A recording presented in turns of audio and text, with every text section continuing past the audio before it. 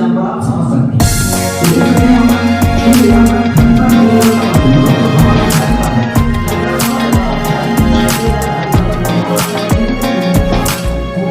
कमल से यानी कमल से कोमल है, ठीक है, ये आपका अर्थ यहाँ पर निकलता है। अब आगे देखिए उपमेय क्या है, बस वही आपका जिसकी समानता बताई जाती है वह आपका उपमेय होता है। जिसकी समानता, इसमें किसकी समानता बताई है, आप बताइए। राधा के चरण गुलाब के समान कोमल है, किसकी समानता बताई है, उपमेय, जिसकी समानता बताई है, मतलब राधा की समानता बताई गई है किसके, गुलाब के समान, तो यहाँ पर राधा हमारी उपमेय हो जाती है यहाँ पर, ठीक है, राधा। और आगे देखिए उपमान क्या होता है, जिससे तुलना की जाए, तो किससे तुलना की गई है हमारे, तो राधा के चरण गुलाब के समान कोमल है, मतलब समझ रहे हो, गुलाब से तुलना की गई है, तो आपका गुलाब यहाँ पर क्या हो जाता है, गुलाब, लिख लीजिए आप, गुलाब यहाँ पर हो जाता है आपका उपमान। वाचक शब्द का मतलब है बोले जाने वाले जो हमारे शब्द हैं, समानता को व्यक्त करने वाला जो शब्द होता है, इसका वाचक शब्द कहा जाता है, किसका, उपमान अलंकार का। वाचक शब्द देखिए, उपमान अलंकार का वाचक शब्द आप बोल सकते हैं, लेकिन वाचक शब्द तो दूसरे के भी हो सकते हैं ना, तो ये आपके डिफरेंस है, ठीक है। तो समानता को व्यक्त काव्य का विवेचन किया जाता है, उसे काव्य शास्त्र कहते हैं। परिभाषा के रूप में हम इस प्रकार लिख सकते हैं, वह है शास्त्र जिसमें काव्यांगों का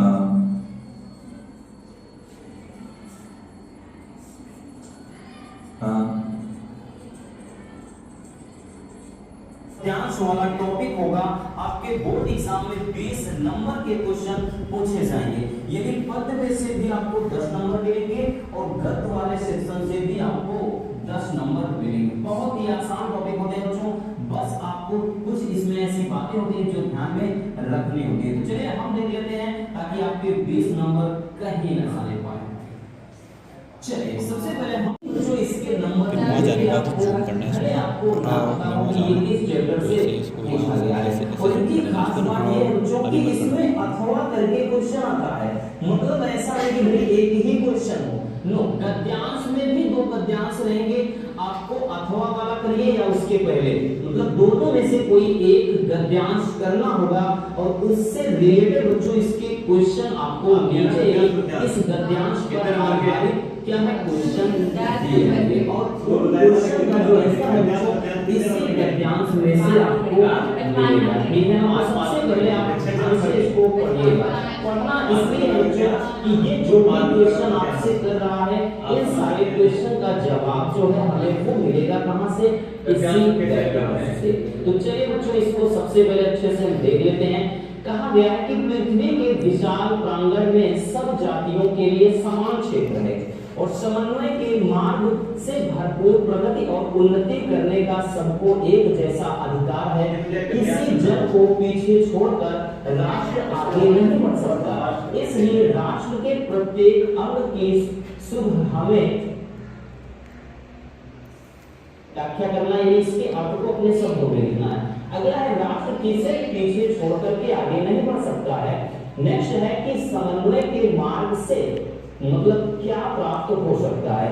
इस तरह से बच्चों आपके क्या है मिलने वाले हैं 10 नंबर, यानी प्रत्येक क्वेश्चन का 2-2 नंबर आपको दिए जाएंगे और इस तरह से आपके 10 नंबर मिल जाएंगे एक गद्यांश से।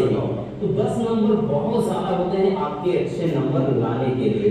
भले हमें बताया चैप्टर का नाम और शीर्षक नहीं पता तो भले यही बार केवल क्वेश्चन छूटेगा, बाकी सबका तो आंसर दे सकते हैं। तो चलिए देख लेते हैं बच्चों कैसे हम लिखेंगे। तो सबसे पहले बच्चों आपको क्या करना है, पृथ्वी के विशाल पर डैश डैश करके असमर्थ रहेगा, यानी ये जो पूरा का पूरा आपका गद्यांश दिया गया है इसको यहाँ से शुरू करके डैश डैश करके ये पूरा इसमें बता दीजिए कि ये यहाँ पे।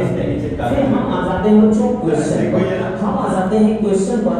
अब देखिए क्वेश्चन जो पहला होगा यानी जिसमें बच्चों पूछ रहा है, क्या पूछ रहा है कि पाठ का शीर्षक है ना, पाठ का तो शीर्षक एवं लेखक का नाम लिखिए। तो यहाँ पर ये पूछ रहा है संदर्भ, तो जो आप संदर्भ शुरू से पढ़ते चले आए। काव्य जो है, काव्य का आभूषण क्या है, काव्य का आभूषण है अलंकार है। तो स्त्री के इसी तरीके से आभूषण या गहना, तो मतलब निकल कर आया कि काव्य की शोभा बढ़ाने वाले तत्व को अलंकार कहते हैं। अगर हम परिभाषा को बहुत आसानी से समझें तो अलंकार शब्द यानी अलम और एवंकार से बना हुआ है, जिसका अर्थ आभूषण या विभूषित करने वाला। सिंपल सा है, ये परिभाषा आप लिख लीजिएगा जो एग्जाम में बहुत अच्छे से पूछी जाती है। लेकिन आज तो इतना आसान होने वाला है जैसे आपने हिंदी में कहोगे अरे सर ये तो सबसे यूनिक था, मतलब इससे पहले आपने पढ़ाई नहीं होगा। तो मैं आपको बताता हूँ, मेरी वीडियो अलंकार की एक और 207 से 8 मिलियन वाली वीडियो है, आपने देखी होगी। तो अलंकार के भेद प्रमुखता दो प्रकार के माने जाते हैं। अलंकार दो प्रमुख प्रकार के शब्दालंकार होता है, एक अर्थालंकार होता है, ठीक है ना। एक उभय अलंकार आता है, लेकिन प्रमुख रूप से दो प्रकार के अलंकार होते हैं, जिसमें शब्दालंकार में अनुप्रास, यमक, श्लेष, पुनरुक्ति वगैरह डाट आ जाते हैं। और अर्थालंकार देखो जो शब्द के द्वारा इंडिकेट होते हैं वो शब्द जो अर्थ के द्वारा होते हैं वो अर्थ, उपमा, रूपक, उत्प्रेक्षा, मर्मीकरण, इनको लिखने की जरूरत नहीं, अभी लिखो मत, केवल अब डालिए हेडिंग कि अगर हम अर्थालंकार में उपमा अलंकार पढ़ रहे हैं, भाई क्वेश्चन अगर आ गया कि मुख चंद्रमा सा सुंदर है तो बताओ कौन सा अलंकार।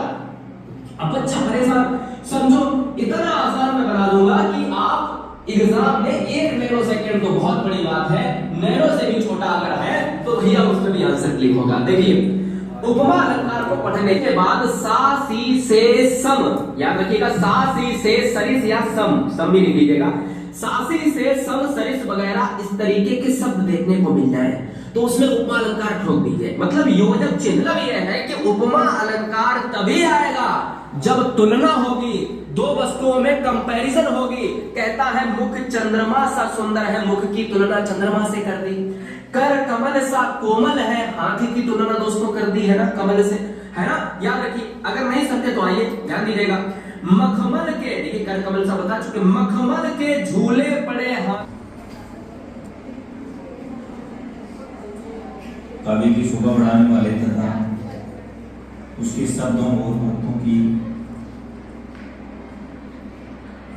उसके शब्दों और अर्थों की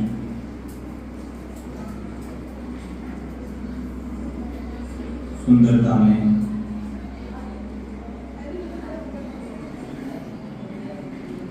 वृद्धि करके चमत्कार उत्पन्न करने वाले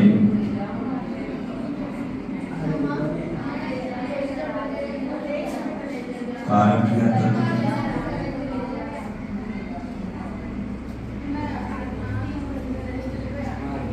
अलंकार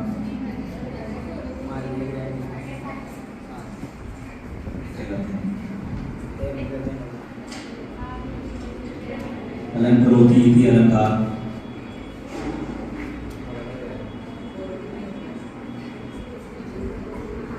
अलंकरोति इति अलंकार।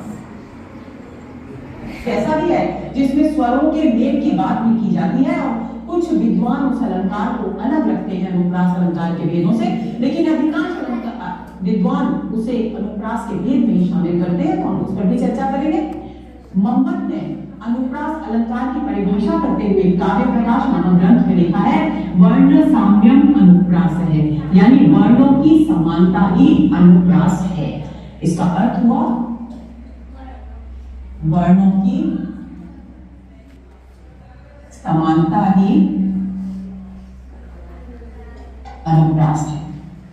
अब यहाँ वर्णों की समानता का अभिप्राय क्या है? वर्णों की समानता का अभिप्राय हुआ एक ही वर्ण का बार बार दोहराया जाना। आगे चलते हैं, अब उदाहरण ले लेते हैं कि अनुप्रास अलंकार को कैसे समझेंगे। देखिए उदाहरण है कलकल कोमल कुसुम कुंज पर मधु बरसाने वाला हूं।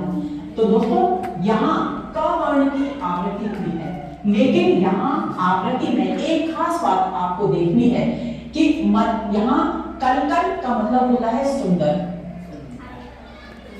कोमल कुसुमों के फूल पर ये मधु की वर्षा करने वाला आखिर कौन व्यक्ति है। तो अब यहाँ हमें क्या देखना है, क वर्ण की आवृत्ति हो रही है और एक बार क वर्ण आ गया, दूसरी बार क वर्ण, तीसरी बार क वर्ण, चौथी बार क वर्ण और पांचवी बार 5 बार क